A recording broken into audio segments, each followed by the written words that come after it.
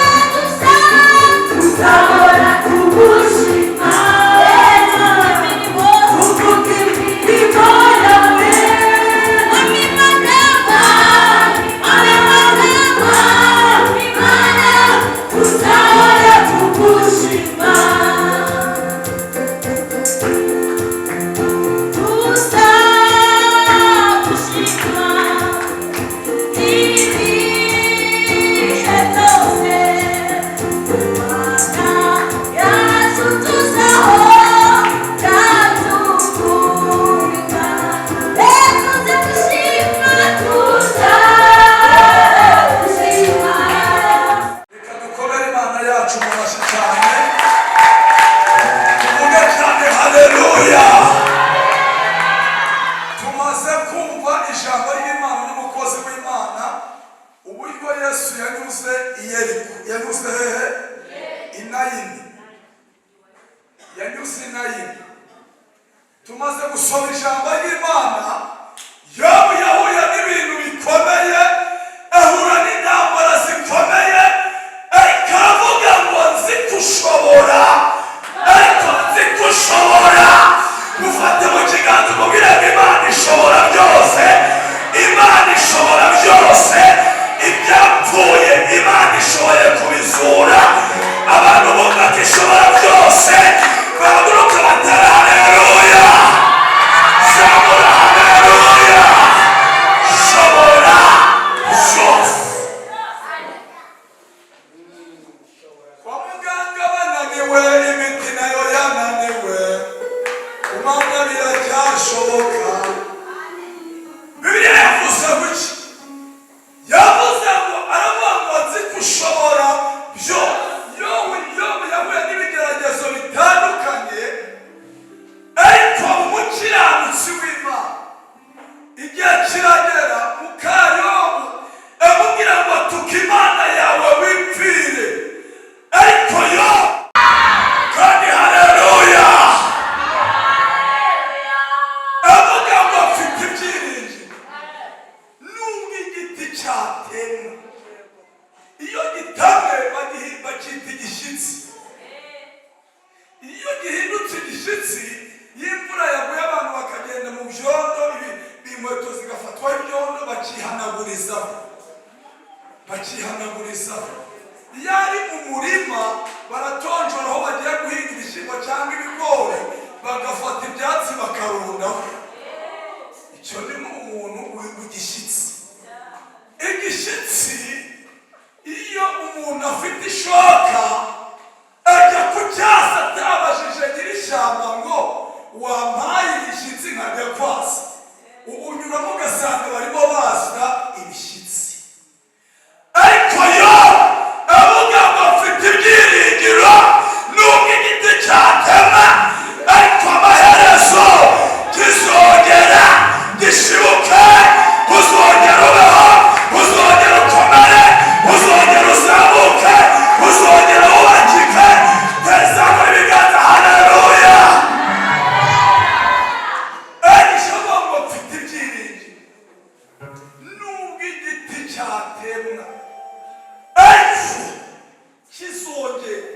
Ndumva ijwi ry'Imana rimbwira ngo hari abantu Imana bari barateme, ariko Imana ihaye gushibuka. Kabumva banza bumva, ubundi ntawubona igiti cyashibutse, urahagera ugasanga cyarashibutse, bagitema ari kimwe, ariko cyajya kuzamuka kikazamukana amahajya arenze 3. Uzi ko bajya bakabyumvisha. Dereva, dereva, dereva, dereva, Yesu niwe dereva, kandi ntajya akora impanuka. Yesu niwe dereva, kandi ntajya akora impanuka. Dereva, dereva, dereva, dereva, dereva, dereva, dereva, dereva, Yesu niwe dereva, kandi ntajya akora impanuka. Yesu niwe dereva, kandi ntajya akora. Mwaguruke dusenga mutere haleluya.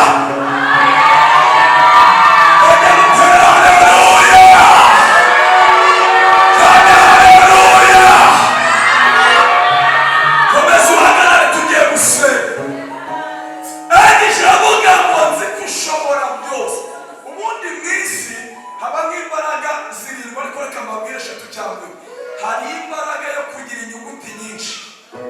Kugira inyuguti nyinshi ni uburyo umuntu aba yarizemo atadepoza ashaka akazi, ahubwo igihugu kimubwira ngo watubabarira tukaguha akazi. Nk'ubu uzasanga mu gihugu nk'abantu bazi kubaga ubwonko batarenze nka 5. Urumva abo bantu baba bashakishwa cyangwa imigongo. Iyo ni imbaraga ya mbere, kugira inyuguti nyinshi mu mutwe. Iya kabiri, imbaraga y'amafaranga.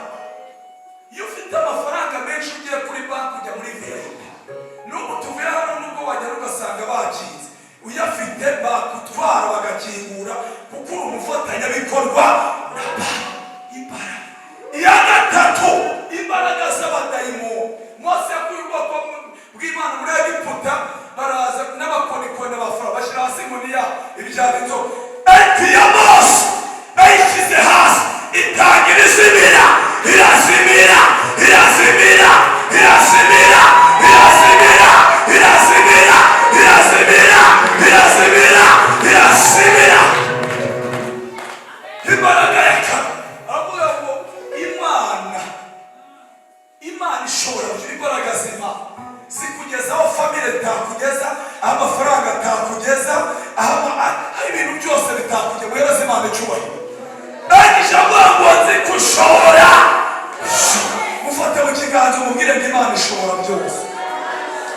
Dore shendewe mufate bashikuti mufate kandi mwaririmbye neza, murasa neza, itorero ryiza, abayobozi beza, abavugabutumwa beza, abaririmbyi beza, abacuruya. Haleluya, haleluya. Ntabwo nzi kushobora ntakibasha